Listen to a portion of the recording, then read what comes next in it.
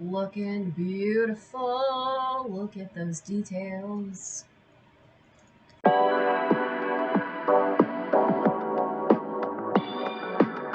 Hello everyone, and welcome to my live stream. I am Alice of KHR Arts, and tonight we are working on my beautiful fantasy Fantasia drawing. Yay! Oh, I am so glad to be here with y'all and with my gorgeous new headset. Yes, yes.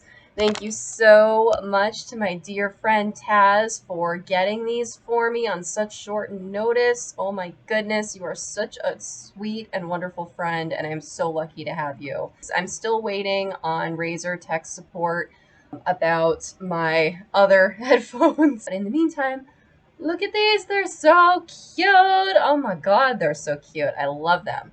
We are drawing, and it's going to be beautiful. Look at all this amazing progress that we've already made so far, y'all. I still haven't had time to fix scalloping all the way around the tent. Oh my god, I completely forgot about that, and I need to do that. My bad. This is what happens when your life is a chaotic mess. Let's get started. So yeah, my settings are just a little bit off because I've been working on like so many other art projects. I've been working on art commissions. I've been working on my Twitch emotes for y'all, which I hope y'all have been enjoying. As you can see, there's a lot of intricate details on this drawing, so it's taken us a few sessions to even get this far, and I know there's no way that we're going to finish tonight. So this is just an ongoing piece that we have. Drawing is actually a really relaxing activity for me. Like, once the actual, like, base drawing is done and I know what I'm doing. The initial sketching is not relaxing at all. It's actually very stressful. Right now we are doing the color line art and the color blocking, and the next step after this will be shading. I'll zoom out a little bit for those of y'all who are just tuning in. This is what we're working on. It's a beautiful fantasy scene with all these wonderful centaurs. They are so pretty. I love them. I especially love the zebras. I love drawing zebras, y'all. I think they're so pretty. I love drawing their stripes. Oh my god, y'all, I have so much line art going on. So many layers going on. This is a really big drawing, y'all. And this isn't a commission or anything like that. It's not for anything. It's you know, just because.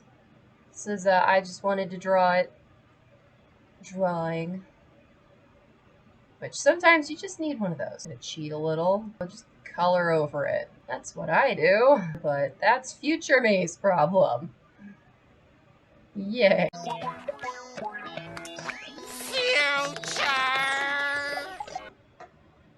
That looks really weird. I do not like it. Nope. Sometimes those like opposite contrasty things work, and then sometimes they just don't. They just look really weird. And in this case, it looks really weird, and we are not doing it. Nope to that. We were experimenting with some contrast stuff, and it just did not work. It did not look right. So we're just sticking with the original plan. And I want to give another shout out to Shady Devil Tasmania, my dear friend Taz, aka Kitsune, for getting me this beautiful, wonderful headset. Look at how cute it is, y'all. Taz, you are such a wonderful friend, and I just want to thank you again from the bottom of my heart for getting me this so that I can still live stream with y'all without all sorts of nonsense and technical difficulties because my other headphones are broken. Task. No, never. I will gas you up until the end of time. Deal with it.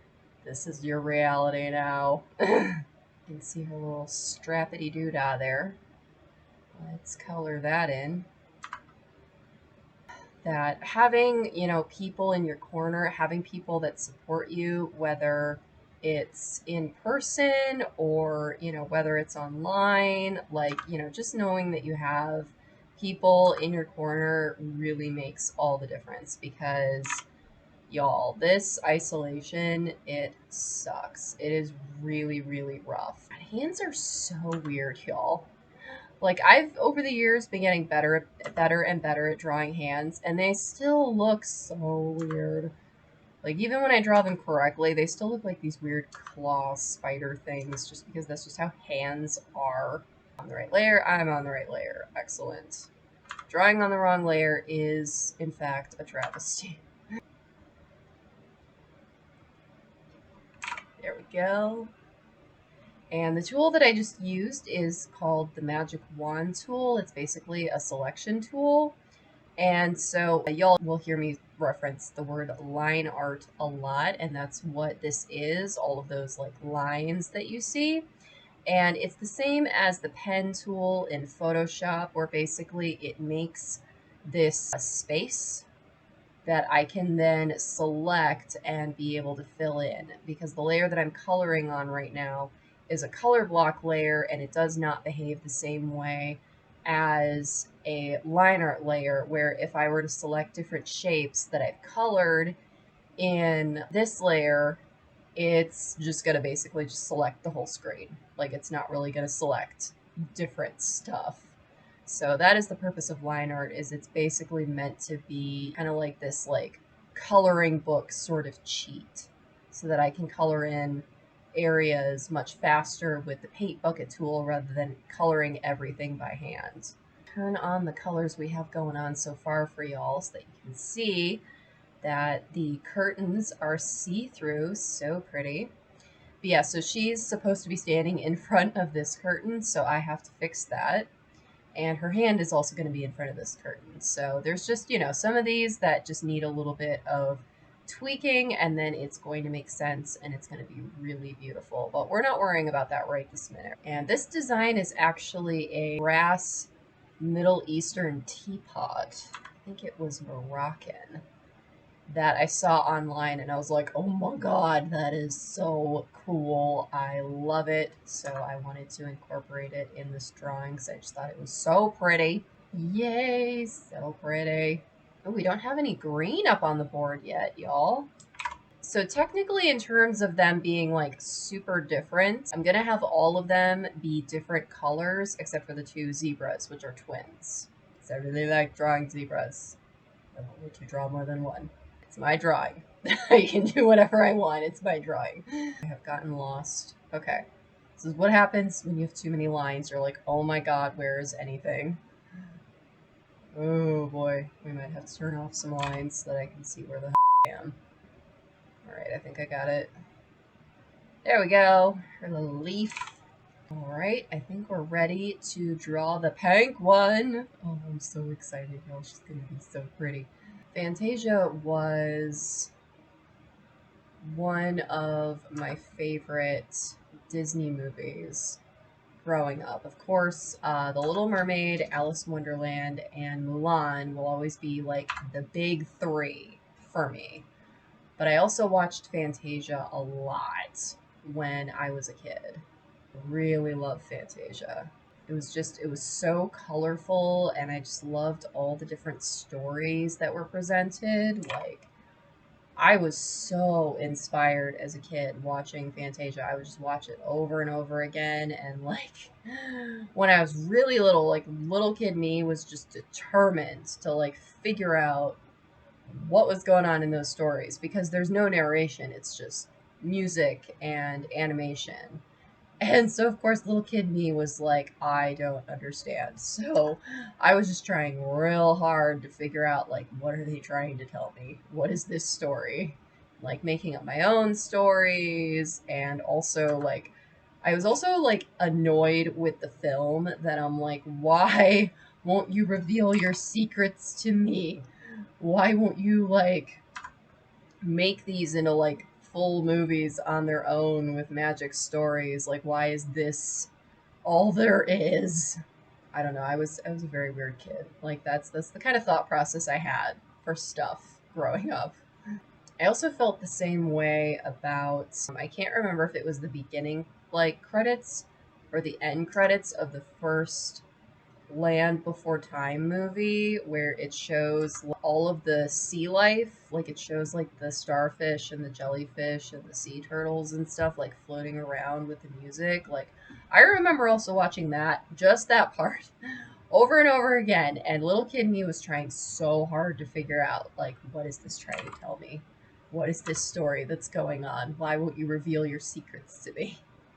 I want to understand. I don't know. I think that's also the natural storyteller in me, why I'm always creating stories and writing stories. Is I have so many ideas. My brain just wants to know. Just wants to know everything.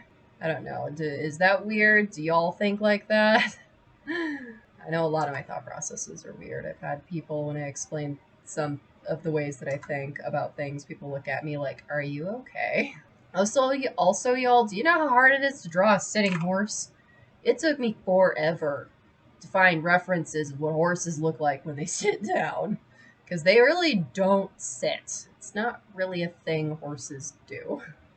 Yeah. I love really vibrant, rich colors, y'all. Oh, they're so great. This is a really pretty color, too. I'm excited about it. It's a very tangy color. Tastes like blackberry brandy. That's what this color tastes like. So yummy.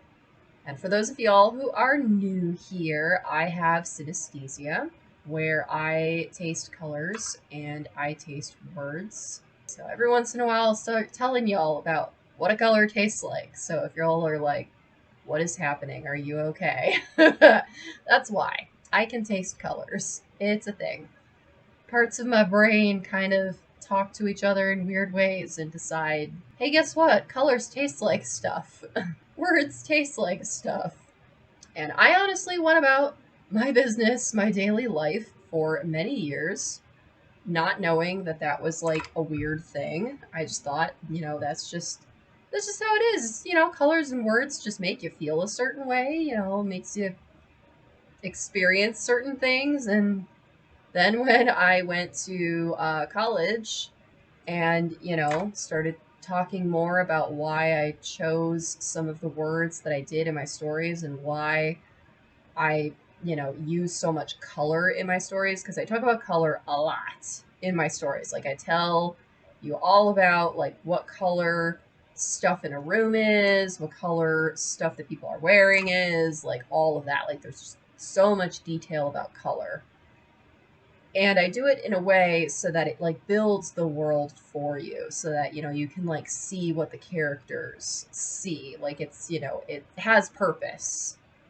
Like, I try to make sure that the stuff that I include in my stories, has purpose, that I'm not just giving you useless throwaway, detail information that it's just like, is this important? Why do I need to know that? Like, I avoid that.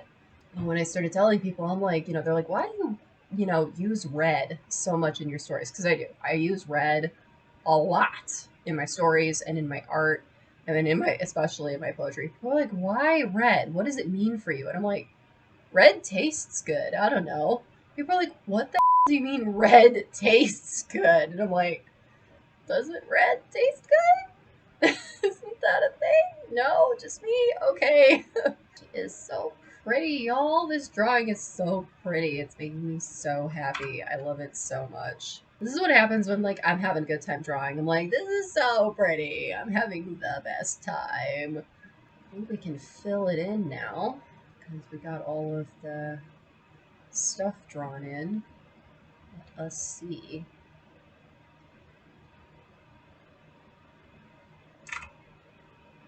Oh, that looks so pretty. I love it. Oh, she's looking beautiful. Okay, I think I want to make her flowers the same as her flower crown. But then again, that's a lot of pink, especially because her body is going to be pink. You know what? Actually, let me see. Have I already done Daisy? I have not. She's going to have daisies. Oh, because she's holding the wine glass. I'm like, why is she not fully lined in? There we go. Look at her. She's so pretty. Oh, I love it so much. Oh my goodness. This is fantastic, y'all. I love it. She's so pink. She looks kind of like Pink Diamond from Steven Universe. I love glass, y'all. For those of y'all that tune into my Minecraft, y'all know all about my love affair with glass. But oh my goodness, I love glass so much. Look at how pretty and magical this looks. I love it. I love it so much. It's so beautiful. Ah! Oh my god. I colored her arm the color of the wine. That was so weird. Oh. Need more of this blue to make some shine spots because we love some glass shine spots. Yes, we do. I also like drawing bubbles. Canopy line art. Okay. Oh, I know what it is. Bam. I was like, where did all my line art go?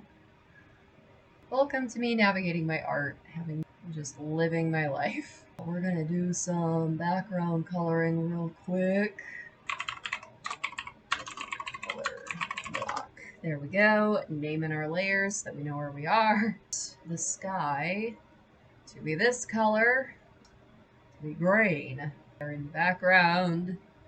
I recently submitted my French vampire novels, Come to Darkness, to a publisher after the author event PitMad earlier this month. That was really exciting. They sent me a request asking me to submit after I pitched my novel, so I'm waiting to hear back from them.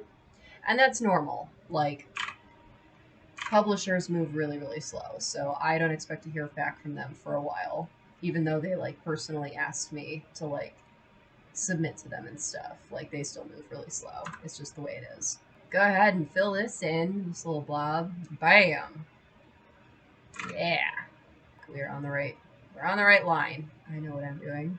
I'll just do that down here, and I think we can do the sky now. What layer are these browns on? Oh my god, what layer are you on? Oh, this is what happens when you draw on the wrong layer, y'all. Back to our regularly scheduled nonsense. Beautiful. Oh, because I erased that part. Now it's mad. Color it in. There. Grass. Let there be grass. Oh my god, that is so green. It's gonna be fixed when we do shading. Don't worry. Because right now it's like, it's green. There. Be easier. Shading. Bam. Color her in. I just realized that our canopy is magically floating. That it's not being held up by any poles. I feel like with the background though, I thought I like drew in more water. Let me see. I did not apparently. Well, I guess that's okay. That would be hard to draw with the way that I have the musicians positioned in the background. That would kind of make that awkward, so I guess it's fine. The waterfall is behind this grassy knoll. That's just what we'll have it be. I guess that's what, like, oh my god, my brain is blanking on his name. Bob Ross. One of his happy little accidents. This will be our happy little accident with the waterfall. The poles and the floating, not so much. That's a bad accident. We're gonna fix that. Taz, the tassel does look like it's wrapped around her neck. Yeah, it kind of does. It's not meant to. So here's what we're gonna do, is we copy these layers. Here's how this works. We are gonna start erasing. So the number 2 layer is going to be over, and the number 1 layer is going to be under. So we're going to tone down the opacity so that we can see through it, so that we can erase very, very carefully. That is how you do this. Now, normally I would have just drawn it correctly the first time, but it was a last minute decision to make it see-through, and now all the choices have been made. Done, I promise. See, now the curtain is behind her. Yay! Placement is important. But one of our favorite games that we played, much to the horror of the adults, was aptly named Make a Mess. And that game was, the point of the game was to make the biggest mess possible while singing Make a Mess. And it basically went like, make a mess, make a mess, make a mess, make a mess, make, just like that. No real tune, just singing Make a Mess over and over and over again while making a mess. And I mean, we knew that we had to clean it up. Like, we couldn't just be like, okay, we made a giant mess, peace. Like, no, that was not what happened. We still had to clean up the mess. It was very fun to just, be rebellious for a bit and make a giant mess for no particular reason. And my all-time favorite game of Make a Mess that we did was at one of my cousin's houses, where we literally took out all of the games. So, like, all those, like, I don't know what brand they are, but like all those games, like Don't Spill the Beans and the like Stepping on the Ice and like all, that whole line of games. They had like every single one of those games. And we decided to take out all of those games and just combine them into one giant mess. And on top of it, we had that one game where it has that like crazy crab with like the pearls, and you like turn the crab on and it just like goes brrr and like dances around. So like once we made the giant mess, then we put the crab on top of it, and it just made everything go flying, and it was so funny, and we were laughing so hard. It was hilarious. I mean, it was not hilarious when the adults heard us being way louder than usual, and they came down and they were like, oh my god, what the hell? Well done. And they found that mess. They were not impressed. They were like, why did you decide to do this? Oh, that was so much fun. That was so stupid and fun. And there's 8 of us.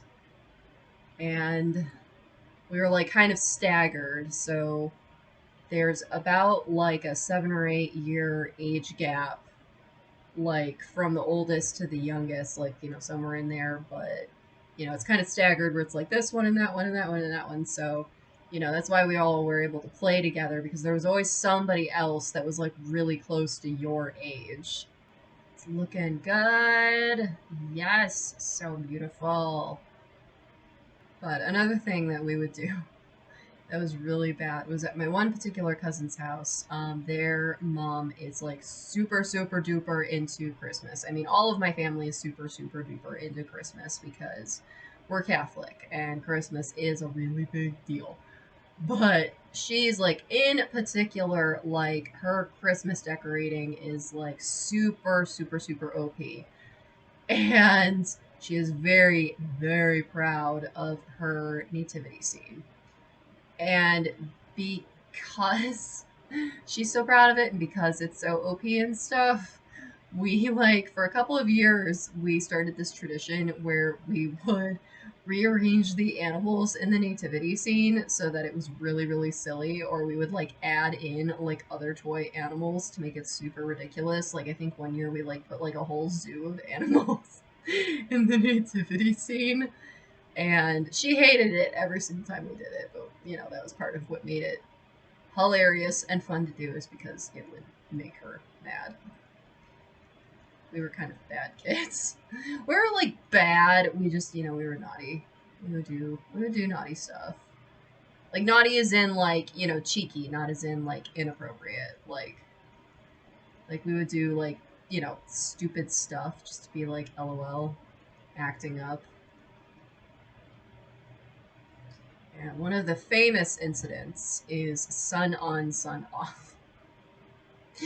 It still blows me away that it took actual years for the adults to even notice that this happened. So, in one of my cousin's basements, they have one of those like old-fashioned lights where it's like the metal overhang, like lampshade thing, and it hangs from the ceiling, and you have the little like chain click to like click it on and click it off. I don't know what possessed us to do this. Like, you know, it's kind of like if you were to ask us why we did half the things we did, the answer is we don't know. Truly, we don't know. It's, you know, kids doing stupid stuff. But we, for some reason, decided to sit there and play with the lamp. And we were like clicking it on and off. And while we were doing that, we were saying sun on, sun off, sun on, sun off. And we like started doing it faster and faster. And eventually, the light had enough of sun on, sun off, and it basically blew up. Like, it shorted out, and it, like, sparked, and went, like, whoosh, and everything. And we both looked at each other, and we're like, oh, no. Oh, sun off, permanently. And it just goes to show that the basements were really more just for, like, the kids to hang out in, that the adults really didn't spend a lot of time in the basement, because it took them years to figure out that we, like, screwed up that light. Like, they didn't even realize, like, that, like, it was broken for a very, very long time. And it was years after that that they realized that it was our fault that the light was broken. They were like, oh, well, of course the light was broken because of all of you. Because, of course. And one of our other favorite games that we would play was hide and go seek in the dark. That one was a classic. And the younger kids had a major advantage over the older kids in that because they were small, they could fit in smaller places. So they oftentimes were the ones that would win the game because they were the hardest to find. But we would all get wild and crazy with that too. Just, you know, some of the places that we would hide. The most famous one being my brother, Nightshot 333, hid in the dryer. Oh man, we got in so much trouble for that one. That was hilarious.